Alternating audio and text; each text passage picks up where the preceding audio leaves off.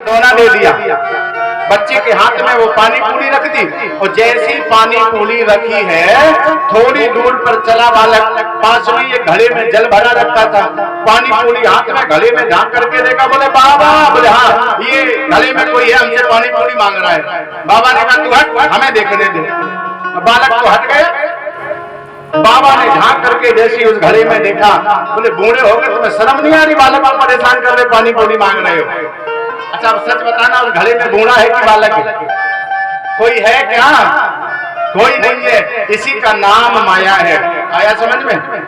नहीं आया? अरे हम औरैया के पंडित, हम तो समाज बिल्कुल समझाई के मानते हैं ना। एक बार ना समझ में आए, दो बार ना समझ में आए, नहीं आप लोग तो हमारी आदत से वाकिफ हो। आज तो रनिया के बहुत लोग हमें दिख रहे हैं जिनको ये पता है कि जब हम रनिया कथा कहने आए थे तो लोग यही कहते थे, बोले महाराज जी जिस प्रकार से अध्यापक विद्यालय में ठोक ठोक करके पढ़ाता है उसी प्रकार आप कथा में ठोक ठोक करके समझाते हो।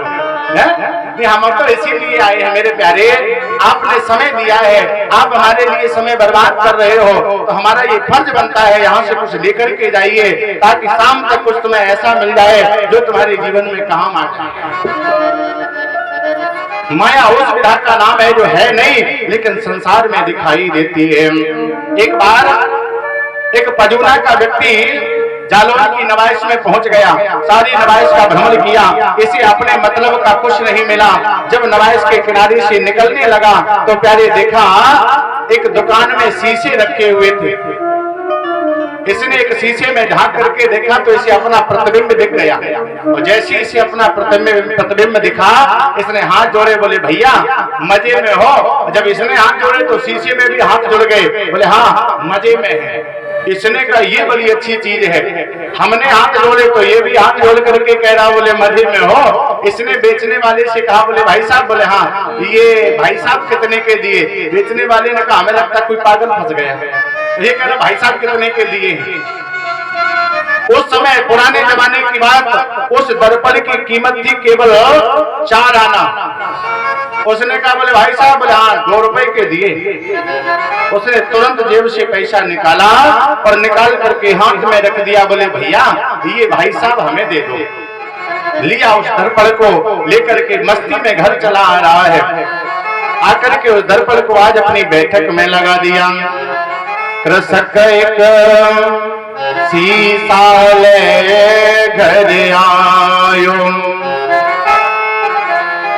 अपनों सो निज साथी पाकर मन ही मन हर्षायो। बार बार नतमस्तक हुई के बैठक मां लटकायो। अपने जैसा मित्र समझ करके आज इसने बार बार प्रणाम किया और बैठक में लटका दिया। धीरे धीरे समय बीतने लगा। एक दिन पत्नी ने विचार किया, अब इसका एक नियम बन गया, दिन में 20 बार बैठक में जाता है, बार बार हाथ जोड़ता, भैया मजे में हो? तो उधर से दर्पण से भी इशारा होता है, बोले हाँ भैया मजे में है। बड़ा प्रसन्न होता है, बोले हमारे भाई साहब मिल गए। पत्नी ने देखा, बोले रात दिन कमरे में जाते हैं, आखिर उस कमरे में रखा क्या है? एक दिन श्रीमान जी खेतों पर चले गए, पत्नी ने देखा मौका मिल गया, तुरंत वो बैठक में पहुंच गई। संभ्रम चले आई घरवाली, सन्मुख सुंदर नार निहारी। जैसी घरवाली ने झांक करके देखा दर्पण में, आज सामने एक स्त्री का दर्शन किया। जैसे मेरे प्यारे स्त्री का दर्शन किया, अब तो क्रोध आ गया। आय गई जा सोच हमारी, क्रोध हृदय में छायो। कृषक एक शीशा ले घर आयो। इसने मन में विचार किया, बोले हमारी सौत आ गई है। आंगन में आई, जोर जोर से रोने लगी, चिल्लाने लगी, भाग पड़ी अब मैं न रहूंगी, बिस खई हो जल डूब मरूंगी। भाई सास बहू रानी ने कैसो रुदन मचायो। कृषक एक शीशा ले घर आयो। सास दौड़ी, बोले बाबा जी कहा कह रही है? बहू ने कहा बोले तू बार बार कहती मेरा बेटा बहुत अच्छा है, अरे देख कमरे में जाकर के ये मेरी सौत को ला करके बिठाया है कमरे में, इसीलिए बार बार कमरे में जाता है। सास ने कहा वैसे बेटा ऐसा है नहीं, अब तू कह रही है तो मैं जाकर के जरूर देखूंगी। संभ्रम सास चली प्रतिक्षण में, तो वृद्धा दीख पड़ी दर्पण में। सास ने जाकर के देखा, जैसे झांका शीशे में तो एक सफेद बालों वाली बुढ़िया दिखाई दे गई। बाबरी क्या कह रही है, उसमें तेरी माताई की उम्र की बेटी और तू कह रही मेरी सौत आई है। बहू ने कहा तू झूठ बोल रही है, मैंने अपनी आंखों से देखा है जवान है। अब सास का बुढ़िया है, बहू का है जवान, दोनों में झगड़ा, दोनों चिल्लाए, बहू का है जवान और सास का बुढ़िया है। तब तक ससुर के कानों में आवाज पड़ गई, सास बहू को झगड़ा लख के तब दर्पण ससुर निहारो। एक दाढ़ी वालो पुरुष देख के दोहन को फटकार। ससुर ने जैसी देखा बोले दोनों पागल हो गई हो का, क्यों? अरे उसमें दाढ़ी वाले बाबा है हमारे जैसे, और तुम कह रही जवान है और वो बुढ़िया कह रही बूढ़ी है। ना तो जवान है ना बूढ़ी है, दाढ़ी वाले बाबा है।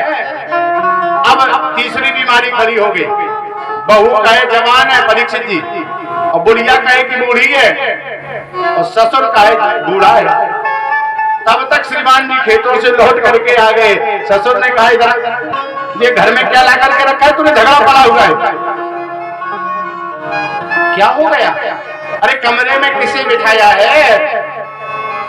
उसने कहा बोले हमारे भाई साहब है। चौथी बीमारी, बहू कहे जवान है, सास कहे बुढ़िया है, ससुर कहे दाढ़ी वालों है, और लड़का कहे बोले हमारे भाई साहब है। चारों में अलग अलग झगड़ा पड़ा हुआ है। तब तक मेरे प्यारे नगर में बात फैल गई, मोहल्ले के लोग इकट्ठे हो गए, बोले चलो चल करके देखो तो आखिर है क्या। मोहल्ले के लोग कमरे में प्रवेश कर गए, उतारा उस दर्पण को, ले आकर के रास्ते में पटक दिया। दर्पण टुकड़े टुकड़े टुकड़े हो गया, न सास निकली, न बहू निकली, न भाई साहब निकले, न बूढ़ा निकला। निकला कौन? यही भगवान की माया है नहीं, लेकिन मेरे प्यारे दिखाई देता है। सिया राम मैया सब जग जानी, करहो प्रणाम जोर जुग पानी। रही सबको नाच नचाय नचाय, हरि माया जादू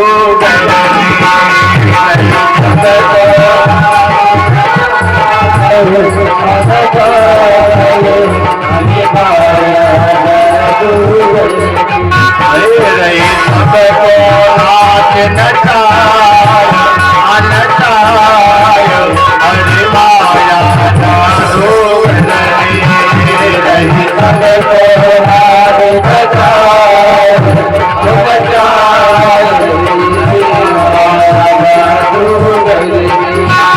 जा माया जादू करनी, हरि माया जादू करनी, जा माया जादू करनी, जा माया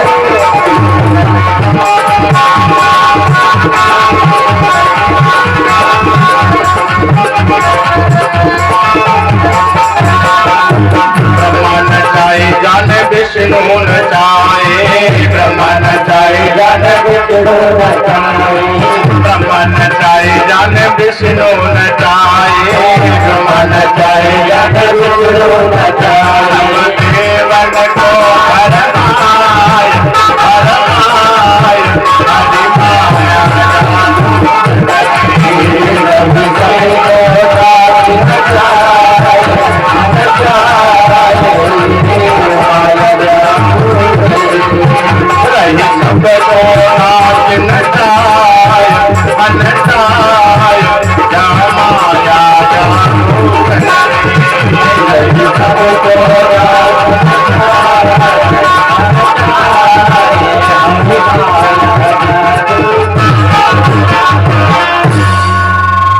सारे संसार में अपना खेल दिखा रही है वो माया, और माया ऐसी परेशान कर रही है, ऐसी परेशान कर रही है।